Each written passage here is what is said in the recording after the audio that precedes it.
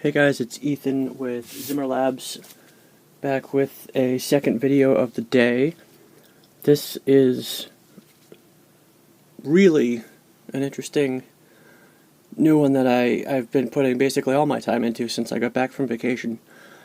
This one is a Graflex for Derrek. It is my twist on the Mentor chassis, done in neopixels with the Teensysaber and Anakin style.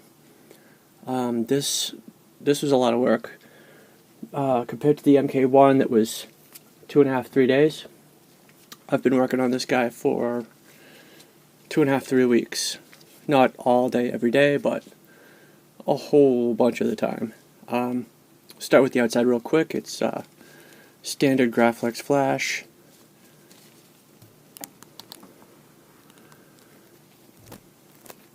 Done in Anakin's motif. Have a nice aluminum diamond plate piece around the clamp. That's actually something I sourced from a Master Replica's Anakin saber. Then a custom made gold button. Another gold button on the top. Gold clamp, because it's a Graflex. I know that's not accurate. It should have the round slidey button, but it's a Graflex. You have to have a clamp lever, and it looks pretty good. And then this is a brass laser etched plaque for the clamp card, and it's awesome. There's a gentleman on eBay that makes these, and I will post his name in the description. I can't think of it at the moment, but he does a great job, and he's got pretty much all the characters available if they're on metal, but I bought a bunch because these are great. He's got an Obi-Wan, Anakin, Vader, Luke, Return of the Jedi. Really nice finish. Really clean. Really nice finish. I didn't even polish that. That's how it came. It's really shiny. Grips done in Anakin style. Bottom does not have a belt clip because we've got a cover tech knob here. Once again in Anakin style. And for venting, I just did a whole bunch, 20 or so, maybe 24 little tiny pinholes down here, and they work really well to vent the sound, but also, unless you're right up next to it, you can't even see they're there, which is nice. So Anakin is supposed to have a flat, sealed cover. It's the multiple stepped circles, but it's a Graflex, so we're working with what we've got, and that was a good solution. So, without further ado, let's get into the inside. Take it apart like any Graflex. We've got the top section of the blade holder already in place with Anakin style pins. They are low profile and low inset so that they don't get in the way of the blade and they don't get in the way of the hilt when you slide the internals out.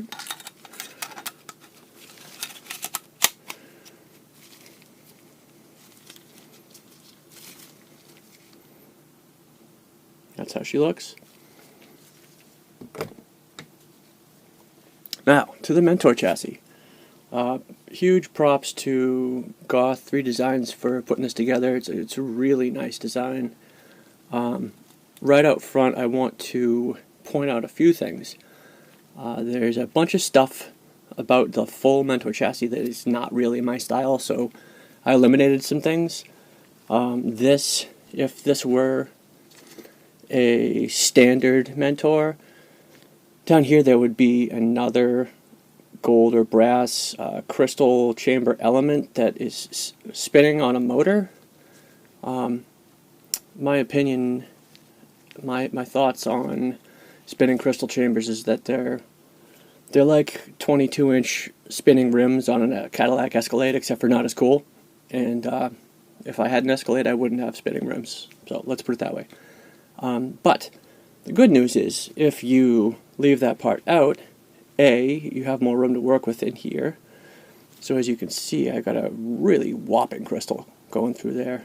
It's 2.5, 2 3/4 inches long. double terminated, really nice points on both ends. And that also frees up space inside here because you don't have a motor, you don't have an axle, so that means that putting a Teensysaber in there, maybe putting a bigger speaker, maybe putting a bigger battery, all potential possibilities. So, let's fire this guy up real quick so you guys can see how she works. Down here, little tiny micro switch.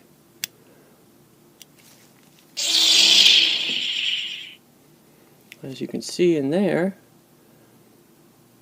got a glowing, pulsing, colorful panel. That is the on-off indicator as far as the Mentor chassis goes, but what I did was instead put neopixels in it and made it into a battery indicator. So now this thing always pulses a color, but it depends how your battery's doing. The color changes. Blue is 100% full, then green, then yellow, then down to orange, then to red if it's really low. But that now is your battery indicator. It's always on. If the saber's on, it's always on, and it's just an easy way to see what's going on. Next up, swing it down to this end. We'll see that we've got a 28mm premium bass speaker in there, not a standard flat speaker, which is what the instructions call for.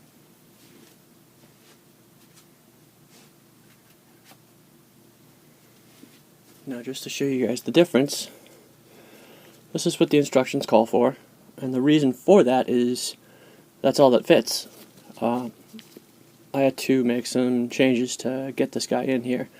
This is a premium 28-inch or 28mm bass speaker, so it's a little over twice as deep, twice as tall, but the sound on this guy just blows this guy out of the water. The highs and the mids on this and this are pretty much the same, but the bass, obviously the bass response on this, because it's got a woofer, is way better. So your saber has a lot more meatiness, resonance, etc., if you pack one of these bad boys in there. Now, how did I get that in there, you ask? Well, I was of the mindset that you couldn't, but Derrek, the customer who ordered it, really wanted it. He really wanted it to happen. He wanted to have a 31mm speaker in there, but that really truly couldn't happen. But what I did was, let's take these panels off. As you can see, we're working with different panels now. These are the panels that came with the kit, the chassis that I got from Shapeways, and as you can tell, this bottom section here, speaker cover, manifold, whatever you want to call it, is no longer sitting where it's supposed to be. This actually should be tighter up to this. But if you do that, then you can only fit the speaker. So, you want to get the speaker in there, you have to mount this manifold, this speaker cover, you have to mount it a 1/4 inch, give or take a 1/4 inch lower. And the only way to do that, and still have it look okay, is make your own panels. So that's what I did. Oops, let's put that on right.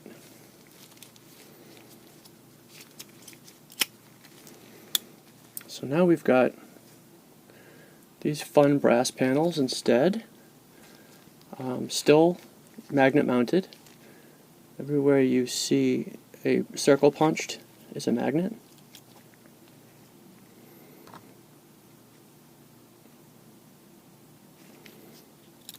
We've got a little window here, and that's for the program button on the Teensysaber, because that's something that is useful to have access to. It's not absolutely necessary, but it's useful. Underneath this guy, well, first, before we get there, underneath this guy, this is, like I said, this is brass, I think brass, yeah, it's brass, which conducts electricity, so you don't want that touching that. So the solution is, I used Gorilla Tape, cut a section of it and attach it to the inside here. And Gorilla Tape, if you guys have worked with it, is tough. It doesn't come off, and it doesn't get cut or deteriorate, and it is insulating. So you can squeeze this and have it touch the electronics all you want, and that is really, really well insulated. But if you don't do that, you could have short circuits, you could have all sorts of problems, so you got to be careful to do that. Oh, on the other side, once again, 6 magnets. But also, hidden underneath there is a nice OLED screen, which is great that this chassis gives you room to do that.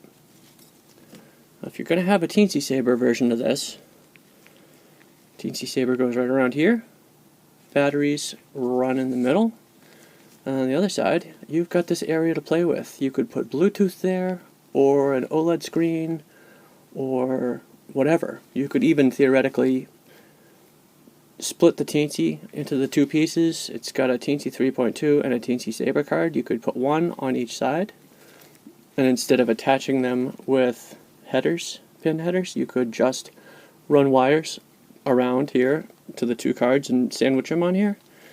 But then you would lose whatever functionality you wanted to put in over there. So that's kind of why I opted to go with this. But the good news is, yes, it's a tight fit, as you can see. But yeah, it works. I've got twin 14500 batteries in there, lithium Sanyo Panasonics, the best and biggest you can get. I looked into getting instead a, no, wrong side. I looked into getting a battery pack, like something you would have in a cell phone or a tablet, to put in here, because essentially you're dealing with a space that is rectangular, like so. It has to be right around 15 centimeters, or it can't be any wider than 15 centimeters. Can't be any wider this way than 30 centimeters. It can't be any taller than like 50-55 centimeters. So unfortunately, when I looked into it, the closest I could find was a 15 by 35 by 55 battery pack that was 2000 milliamp hours, but just a tiny bit too big to fit in here. So the best solution was to go with the twin 14500s. But it works. It's got 2000 milliamp hour battery capacity, which is not quite the maximum you can get into a saber these days, but it's good. It'll run for quite some time. You've got your master kill switch here. On the other side, you've got micro recharge port. Let's see what else to show you guys.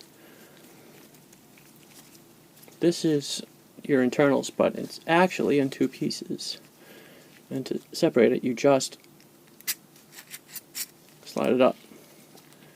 Now there are 3 screw supports, screw frame, screw axes that support this guy. This is your guts, basically. Power, sound card, audio. This section is basically a frame and a blade holder, but you've also got a really cool implement that Goth included in this design, which is called, I think this is called the Plasma Gate. But as you can see it in there, it's a nice design touch. You also get the opportunity to add some more designs of your own. This is just an extra greeble that I put in for fun. Some extra greeble wires here, and there for fun. Those don't have to be there, but they look good, I think, so why not? And then these pin headers here connect up to these pin headers here when you put it back together. Slide it in, and they just plug in, connect up, and boom, Bob's your uncle, back together. One other thing to mention here, this guy also makes use of magnets to help it attach. The pin headers hold it in. That's part of the strength, but also right here.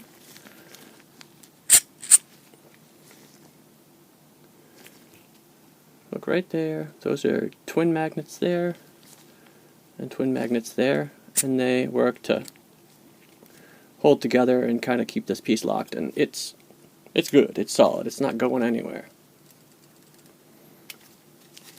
So really nice use of magnets all around in the design by Goth 3D. I think this is a Roman's blade holder. This is what I had handy when I built this. I did get the Martin Bayer wire covers to work with it. This is your auxiliary button. This is your activation button right here. Those actually need a little bit more polishing before it's done. This guy is 99.9% done, but it's not 100%. But at any rate, and then lastly here, you guys may say, what is this? What is going on up here? This is a custom cut section of aluminum with a beveled lip, specifically done to make this into a 7/8 inch blade holder rather than a 1 inch, because I just don't like 1 inch. I think the blade is too big, it's too heavy, it's awkward, it doesn't make for a balanced saber, and a 7/8 inch blade just looks better. So it's got a nice hollowed out hole here so that light passes through, because this is where the glass eye would be if this was a Graflex, a Luke Graflex. So you got to have some shine through going through there. So it's drilled out, but then this guy just mates with the top section of the blade holder when you put it into the saber. Okay, so let's see, without further ado, let's fire it up so you guys can check it out.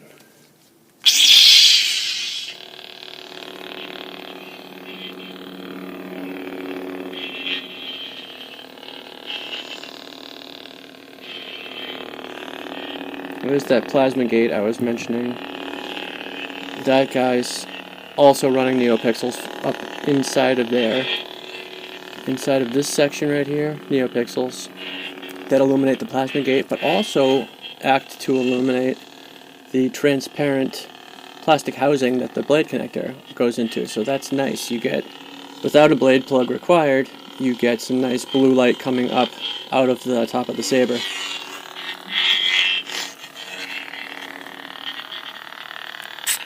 Split this guy off so you guys can check out the crystals.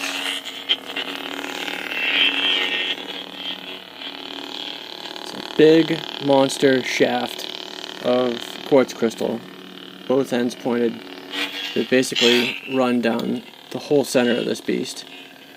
And if you guys have seen other crystal chamber chassis done before, there's some beautiful stuff out there, but this guy, the size, just the sheer amount of crystal and amount of crystal chamber in this thing is absurd. I mean,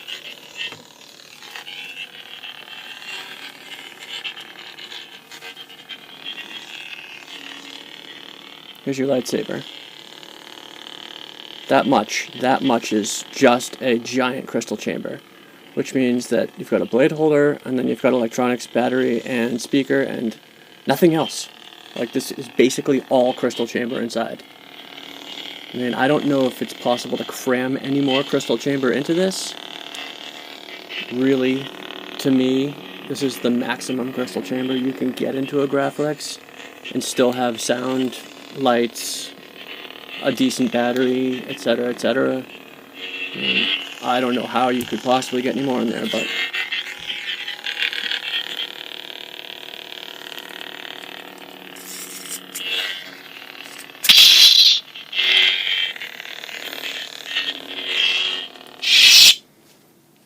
jump to a couple fonts.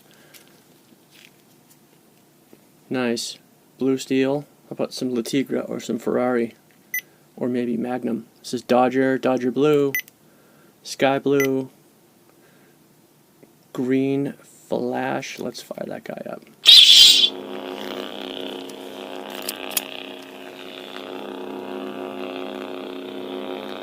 There's a whole lot of crystal chamber going on in there. Whole lot of plasma gate too. And this is just a really nice design. It's a great setup. I'm impressed as anything. Goth 3 Designs did a terrific job with this chassis. This is my first shot at it too, so suffice it to say, I didn't take too many risks. I didn't really do any accent lighting with it because on my first shot I wasn't really seeing a whole lot of opportunity. Just the battery meter down here. But I'm sure that on my second time through my next build, I may leave the OLED screen off and do Bluetooth and some accent lighting down here. Or perhaps up in this plasma gate area, you could do a color cycle, a ring of neopixels that ramps up and down. I don't know, I mean, there's a lot of possibilities with this guy. You could also do little micro LEDs in these tiny little round holes. You could put 6 little tiny LEDs in there, 6 more there. Yeah, I mean, it's a lot of possibility with this guy. It's a really, really kick-ass chassis design for a really kick-ass lightsaber. So yeah, you could really have a lot of fun with this guy. Let's put it together real quick so you guys can see it in action. Goes together just as you would expect, like any other Graflex with removable internals. Take it and slide it up. You just want to line up, for example, you can line up either side, but line up the glass eye. So you want to unscrew this guy, pop it out.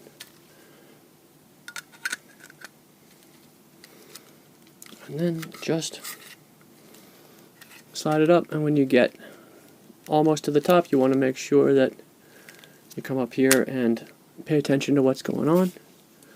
Take the screw out because the set screw can't be in there. And you just slide it up until it's in place.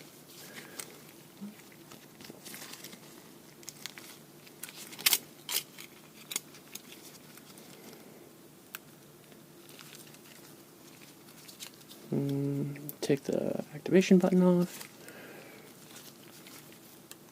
Yeah, simple as that, right?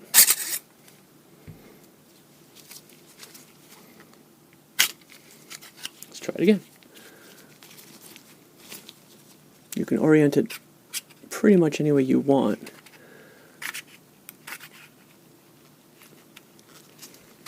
There we go. There we go. Nice. Now you want to line it up, make sure everything looks good. Pins are lined up. Glass eye, set screw. Everything's where it should be. Just about anyways. And now we just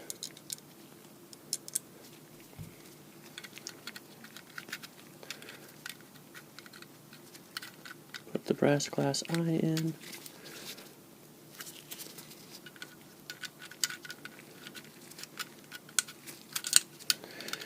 Yeah, if I had any dexterity right now. This is your activation button. You just got to make sure this lines up.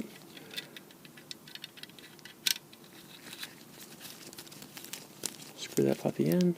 Test it. Feels good. Test the activation button. That works. That means she's all lined up.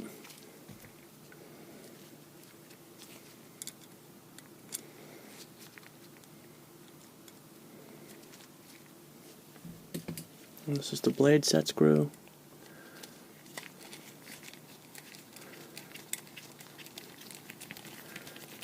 There we go. And now it's all together where it should be. And this is what it looks like when you've got the bottom section removed and the top section of the plasma gate and the blade holder are in. You can see if you look in there what's going on. And when you insert this, you just want to make sure that you're lining the pins up. So this guy go in there, this guy goes in there, and then it's literally just pop, knock off the cover, and you're good to go. This is how it looks when the chassis is inserted back into the saber.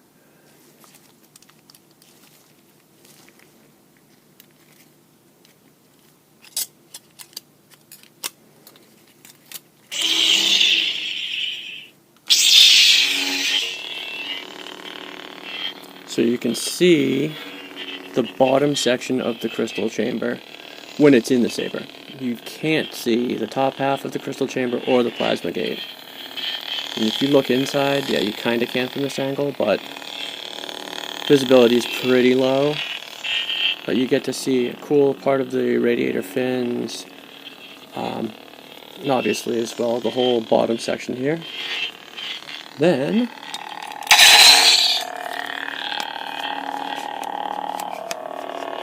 slide that puppy on, crank it down, and you're good to go. It's that simple to put it together. And now, the only other consideration when I was building this was if we're making this bigger by just over 1/4 of an inch, it's got to fit inside the hilt, and the design of these chassis is such that generally they fit just exactly the way they're supposed to when you build them the way you're supposed to build them. So, luckily, this guy,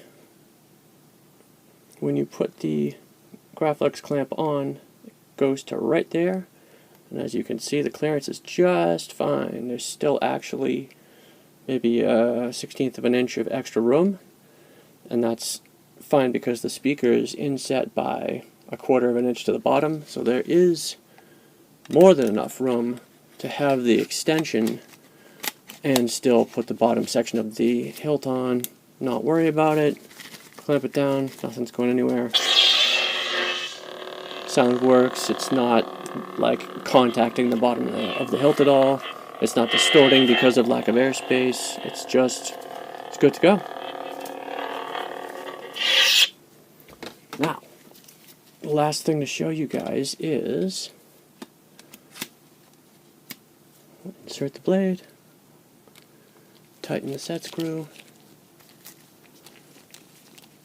Doesn't matter the orientation because it's a 360-degree custom saber shop connector. This is the second saber I've made that's implemented the new Smoothswing fonts that a lot of guys have been contributing to on the Rebel Armory forums. And this one we're listening to right now is Ksith's Ksith sound font. It's awesome, phenomenal. If you notice, just even little oscillations of the saber trigger the smooth swing function. You don't have swing sounds anymore, you just have a looped swinging noise.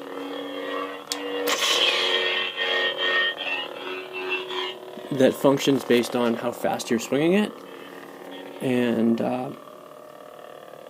I guess the orientation, but at any rate, it's great. It really is just so accurate.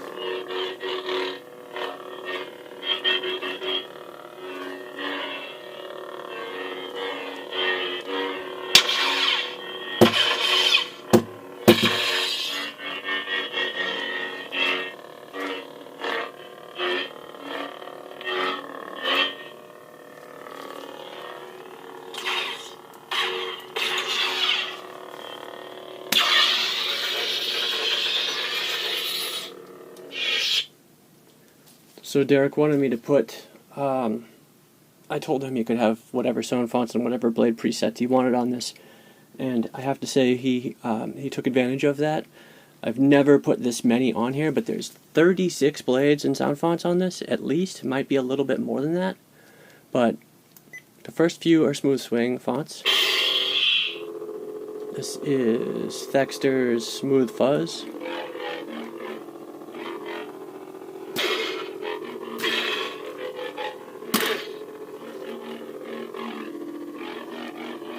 And it's awesome. That was a cyan colored blade.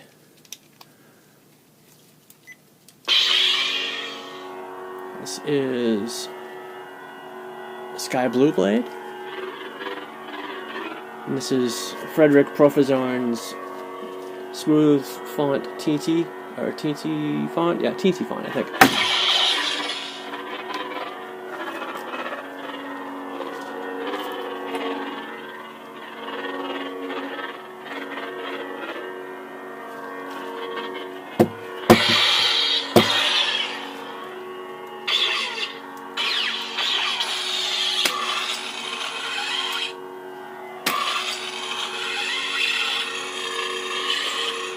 Super unique font. It's got some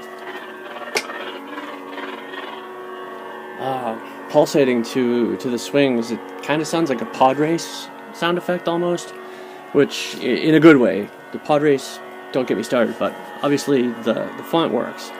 The blade lockup, totally unique. It's got like a really good like nails on chalkboard feel almost. Good bolts. Now we're back to old school sound fonts, and this is Bespin.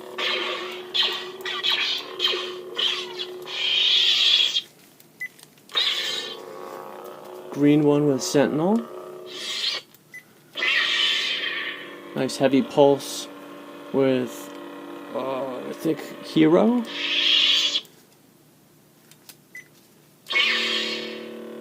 Glare with a nice pulsing blue.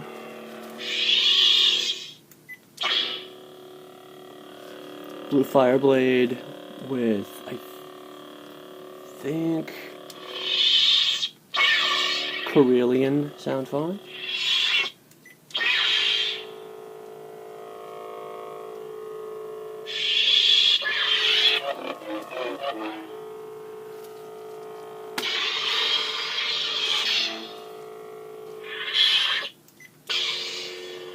This is a Vader font. It's called OT, I think, but it might be MPP, but I'm pretty sure it's by Mad Cow, and it's a really good Vader font.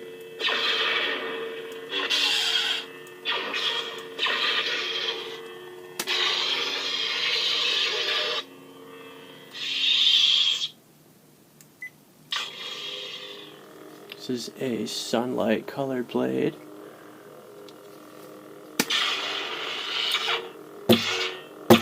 A blue flash on clash.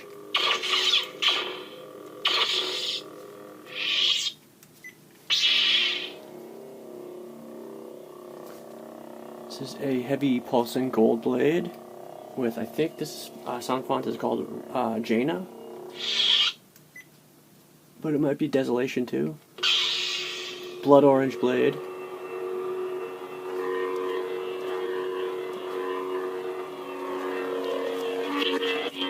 And this might be Desolation 2 Ascension, or don't quote me on that one.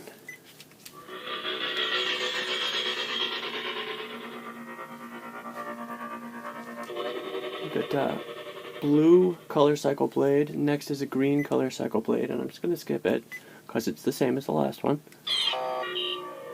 This is a unicorn blade with Calibrate sound font.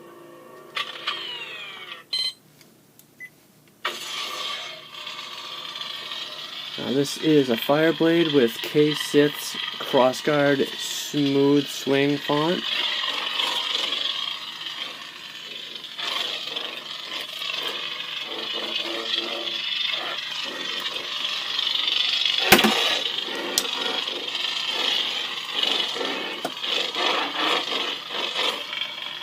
I hope you guys can pick that up. It's kind of hard to pick up on the camera, but the swing sound is great.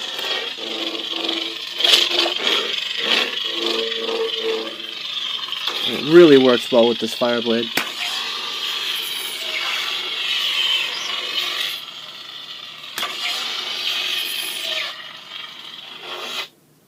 And then a regular Fireblade to compare it to.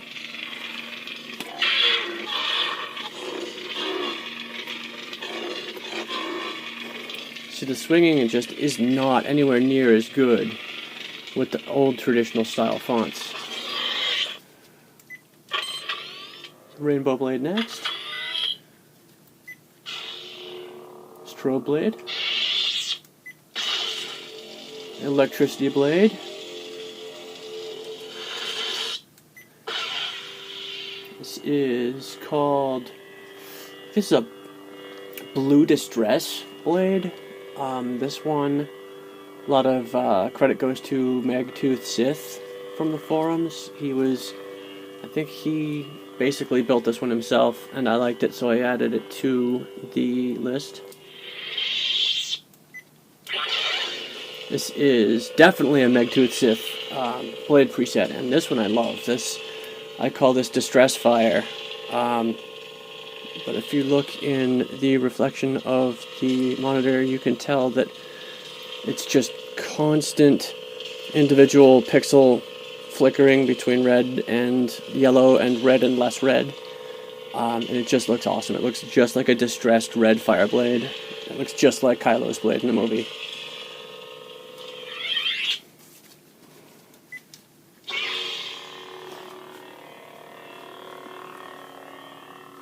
This is the POV blade.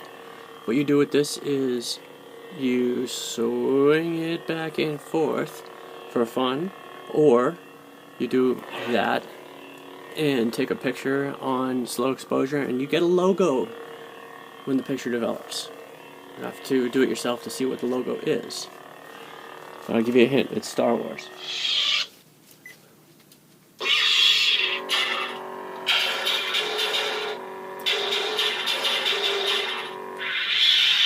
This is a blue blade with another Smoothswing sound font that Derrek wanted.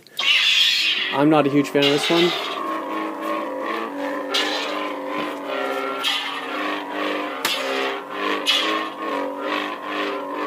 I think this is...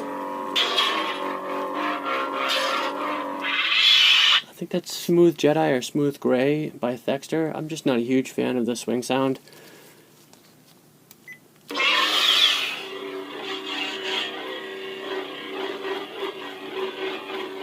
This is another Smoothswing font. This is either Tithonian Crystal or Smooth Gray or Smooth Jedi. But again, the swing sound just... it's not really obvious enough. It doesn't hold up to the other fonts that we went through earlier that really were great. This is yet another one that doesn't have the most distinct swing sound, so again, I'm not a huge fan, but Derrek wanted him on there, so that's what he gets. And then this is the last, I think, of the Smoothswing fonts, and again, this one's a little better, but it's still, the swing sound is just not distinct enough or loud enough to really nail it. Doesn't really hit the nail on the head. And it's good, it's just not great like the others. You got a battery indicator light. Blue says you are fully charged. And then we're back to the beginning.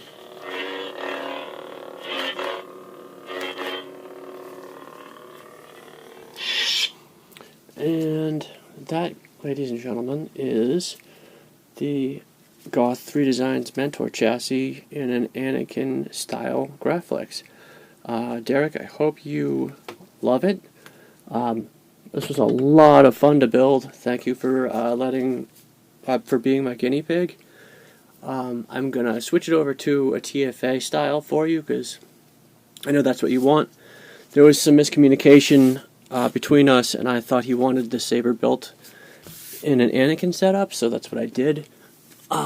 We spoke last week, and he told me that he wanted it in TFA style, so I'm going to switch it before I send it out, but since I haven't done a video of an Anakin saber, I thought it would be a good chance to do that.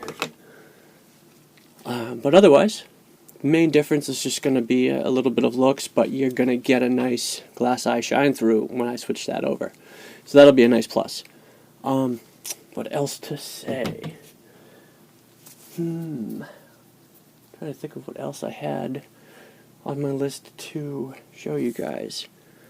I've got I've got a couple other things to do, but I'm going to do separate videos. But suffice it to say, this Black Series Vader helmet is definitely going to need a video. I've painted these sections already and finished them, and they're great.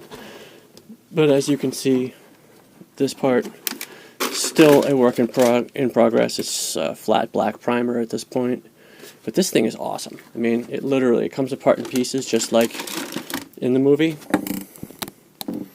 When Luke is sitting there with Vader, and Vader's dying in Return of the Jedi, and he's like, "Oh, take my helmet off, I'm really hot." He takes his helmet off, and you're like, "Oh, dude, what's up with your freaky bald head and probes coming out?" And it's like, "Oh, wow, it's really right there." And then he goes, "Oh, take the rest off." So Luke goes, "Okay, fine, I'll take the rest off, Dad." And then you see this old, crappy white dude, and this stuff all up in his face, and he's bald, and there's like craters on his head, but legit, like, pretty cool. Like, they really nailed it. Like I said, this has all been custom painted again. I also upgraded the speaker in there. There was no way to get this bigger speaker in there without cutting this section out, but at the end of the day, it actually looks really good, I think, having a visible speaker in there, because it just makes it's more realism, and the whole inside of this is just kind of like wires and electronics. That's kind of the idea.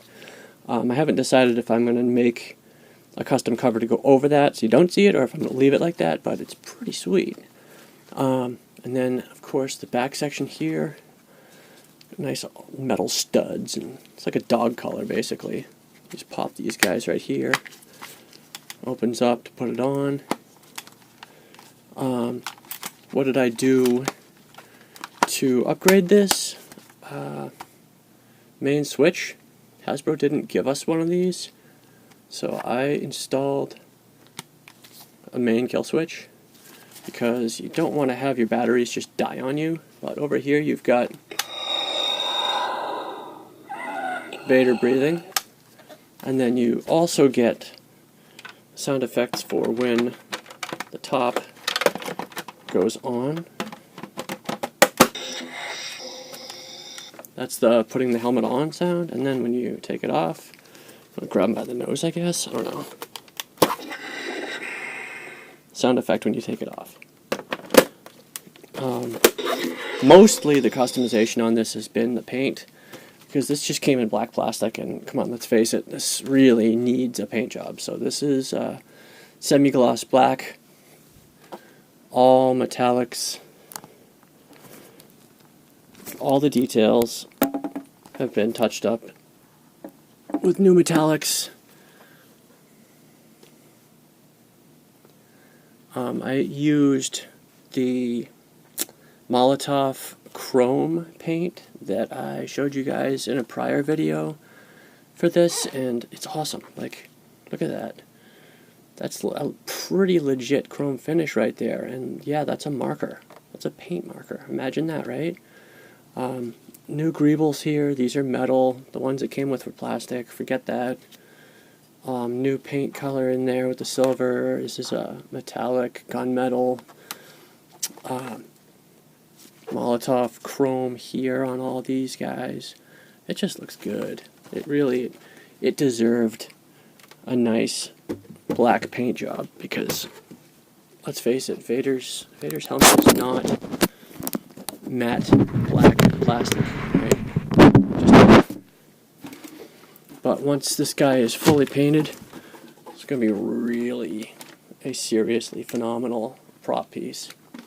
Okay, well, I think that's all I've got for right now. I'm sure I'm forgetting a few things, but thanks for watching. Derek, let me know what you think of the video, and I'll be back soon. Later. Thanks, guys.